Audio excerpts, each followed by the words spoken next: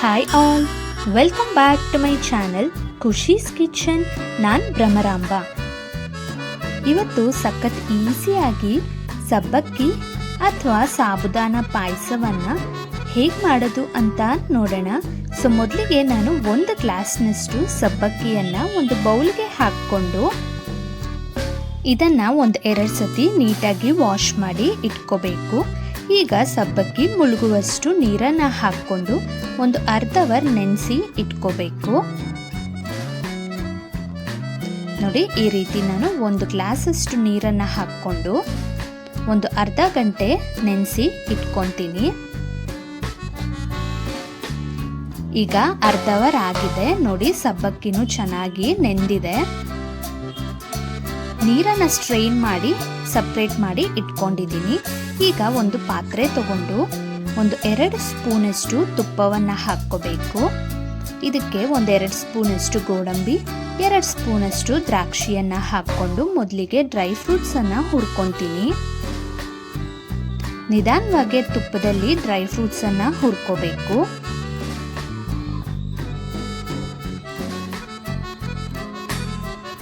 ಯಾವುದಾದ್ರೂ ಹಬ್ಬದ ದಿನಗಳಲ್ಲಿ ಈ ಸಾಬುದಾನ ಪಾಯಸವನ್ನು ದೇವರಿಗೆ ನೈವೇದ್ಯವಾಗಿಯೂ ಇಡ್ಬೋದು.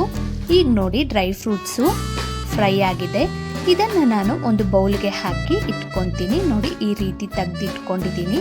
ಈಗ ಅದೇ ತುಪ್ಪಕ್ಕೇನೆ ನಾವು ನೆನೆಸಿ ಇಟ್ಟಿದ್ದ ಸಬ್ಬಕ್ಕಿಯನ್ನು ಹಾಕ್ಕೊಂಡು ತುಪ್ಪದಲ್ಲಿ 1 ನಿಮಿಷದವರೆಗೂ ಈ ರೀತಿ ಮಾಡೋದ್ರಿಂದ ಸಬ್ಬಕ್ಕಿಗೆ ತುಪ್ಪದ ಫ್ಲೇವರ್ ಅನ್ನೋದು ಚೆನ್ನಾಗಿ ಹಿಡಿಯುತ್ತೆ. ಆದ್ದರಿಂದ 1 ನಿಮಿಷ ಈ ರೀತಿ ಹುರ್ಕೊಂಡ್ರೆ ಸಾಕು. ಆನಂತರ ಇದಕ್ಕೆ ಒಂದು ಅರ್ಧ ಲೀಟರಷ್ಟು ಹಾಲನ್ನು ಹಾಕ್ಕೊಳ್ತಿದ್ದೀನಿ. ಹಸಿ ಹಾಲನ್ನೇ ಇಲ್ಲಿ ನಾನು ಹಾಕ್ಕೊಳ್ತಿದ್ದೀನಿ. ಅರ್ಧ ಲೀಟರಷ್ಟು ಹಾಲನ್ನು ಹಾಕ್ಕೊಂಡಿದ ನಂತರ 1 ಗ್ಲಾಸಷ್ಟು ನೀರನ್ನು ಹಾಕ್ಕೋಬೇಕು. ನಾನು ಸುಮಾರು ಒಂದು 1/4 ಲೀಟರಷ್ಟು ನೀರನ್ನು ಹಾಕ್ಕೊಂಡು ಮಿಕ್ಸ್ ಮಾಡ್ಕೊತಿದ್ದೀನಿ. ಪಾಯಸ ಮಾಡಬೇಕಾದ್ರೆ ತೆಳುವಾಗಿಯೇ ಇರಬೇಕು.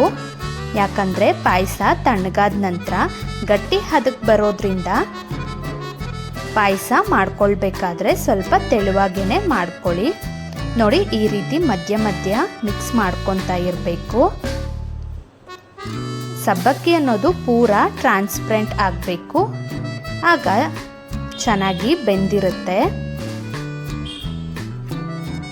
ಈಗ ಇದಕ್ಕೆ ಸಕ್ಕರೆಯನ್ನು ಹಾಕ್ಕೊಳ್ಳೋಣ. ನಾನು ಯಾವ ಗ್ಲಾಸ್ನಲ್ಲಿ ಸಬ್ಬಕ್ಕಿಯನ್ನು ತಗೊಂಡಿದ್ನೋ ಅದೇ ಗ್ಲಾಸಿನ ಅಳತೆಯಲ್ಲಿ 1.5 ಗ್ಲಾಸ್ನಷ್ಟು ಸಕ್ಕರೆಯನ್ನು ಹಾಕ್ಕೊಳ್ತಿದ್ದೀನಿ. 1.5 ಗ್ಲಾಸಷ್ಟು ಸಕ್ಕರೆ ಹಾಕ್ಕೊಂಡ್ರೆ ಸಿಹಿ ಕರೆಕ್ಟಾಗಿರುತ್ತೆ. ಸಿಹಿ ಜಾಸ್ತಿ ಇಷ್ಟಪಡೋರು ಇನ್ನೊಂದು ಅರ್ಧ ಗ್ಲಾಸ್ ಸೇರಿಸ್ಕೋಬೋದು. ಈಗ ನೋಡಿ, ಈ ರೀತಿ ಚೆನ್ನಾಗಿ ಕುದಿಸ್ಕೊಂಡಿದ ನಂತರ ಒಂದು 1/4 ಸ್ಪೂನಷ್ಟು ಏಲಕ್ಕಿ ಪುಡಿ, ಹಾಗೆಯೇ ನಾವು ಫ್ರೈ ಮಾಡಿ ಎತ್ತಿಟ್ಟಿದ್ವಲ್ವ ಡ್ರೈ ಫ್ರೂಟ್ಸನ್ನು ಇದಕ್ಕೆ ಹಾಕ್ಕೋಬೇಕು. ಏಲಕ್ಕಿ ಪುಡಿ ಡ್ರೈ ಫ್ರೂಟ್ಸನ್ನು ಆ್ಯಡ್ ಮಾಡ್ಕೊಂಡಿದ್ದ ಕ್ಲಿಪ್ಪಿಂಗ್ ಇಲ್ಲಿ ಮಿಸ್ ಆಗಿದೆ. ಸೊ ಆದ್ದರಿಂದ ಮರಿದಿರ ಒಂದು 1/4 ಸ್ಪೂನಷ್ಟು ಏಲಕ್ಕಿ ಪುಡಿ ಹಾಗೆಯೇ ಹುರಿದು ಇಟ್ಟಿದ್ದ ಡ್ರೈ ಫ್ರೂಟ್ಸನ್ನು ಆ್ಯಡ್ ಮಾಡಿಕೊಂಡ್ರೆ ಸಾಕು. ಈಗ ಆ್ಯಡ್ ಮಾಡ್ಕೊಂಡಿದ ನಂತರ ಒಂದು 2ರಿಂದ 3 ನಿಮಿಷ ಚೆನ್ನಾಗಿ ಕಡಿಮೆ ಉರಿನಲ್ಲೇ ಇಟ್ಕೊಂಡು ಈ ರೀತಿ ತಿರುಗಿಸ್ಕೊತಾ ಬಾಯ್ಲ್ ಮಾಡ್ಕೊಳ್ಳಿ. ನೋಡಿ, ಈಗ ಸಬ್ಬಕ್ಕಿ ಅನ್ನೋದು ಚೆನ್ನಾಗಿ ಬೆಂದಿದೆ. ಪಾಯಸನೂ ಸಹ ಅಷ್ಟೇ ಟೇಸ್ಟಿಯಾಗಿರುತ್ತೆ. ಯಾವುದಾದ್ರೂ ಹಬ್ಬದ ದಿನಗಳಲ್ಲಿ ಅಥವಾ ಸಡನ್ನಾಗಿ ಮನೆಗೆ ನೆಂಟರು ಬಂದಾಗ ಈ ರೀತಿ ಮಾಡಿಕೊಡ್ಬೋದು. ಸೊ ಕ್ವಿಕ್ಕಾಗಿ ಈ ರೆಸಿಪಿ ನಿಮಗೂ ಸಹ ಇಷ್ಟ ಆಗಿದ್ರೆ ಕೂಡಲೇ ಚಾನಲ್ಗೆ ಸಬ್ಸ್ಕ್ರೈಬ್ ಮಾಡಿ, ಪಕ್ಕದಲ್ಲೇ ಇರುವ ಬೆಲ್ ಐಕಾನನ್ನು ಕ್ಲಿಕ್ ಮಾಡಿ. ಹಾಗೆ ಮಾಡೋದ್ರಿಂದ ನಾನು ಯಾವುದೇ ವಿಡಿಯೋ ಅಪ್ಲೋಡ್ ಮಾಡಿದ್ರೂ ಈಸಿಯಾಗಿ ನಿಮಗೆ ನೋಟಿಫಿಕೇಷನ್ ಅನ್ನೋದು ಕೂಡಲೇ ತಲುಪುತ್ತೆ.